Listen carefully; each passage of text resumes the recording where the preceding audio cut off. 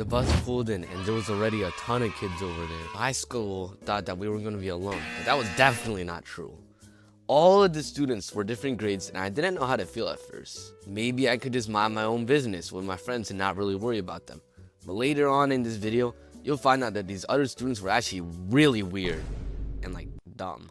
This field trip was like a 20-hour recess, bro. It was hyped up to have every single sport and food and have a ton of activities to do. That was definitely true, but there was a very obvious problem. There were way too many people. Me and my friend decided to try and play some basketball, but all the balls were taken and all the courts were taken. And worst of all, they were all double ribbed. So me and bro keep walking, and that's when we find this weird parkour course, which was like an impossible challenge. A lot of other people from our school also found us and started completing the course too. So far, the experience has been fine, as the other school's kids haven't really done anything other than taking the basketball courts. Right? Also, if you made it this far, you might as well subscribe. Me and bro decided to go to the trampoline area, but there was a bunch of kids just playing toe wrestling over there. Their stinky toes were just out in the open, and their shoes were all on the grass or something.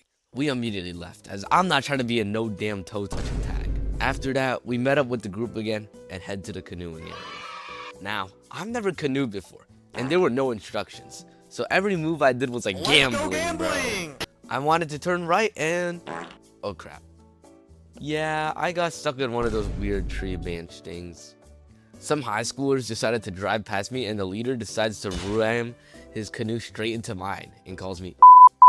Now, if you know me and my friends, we are not going to let that slide. His girlfriend immediately tries to apologize, but it's too late.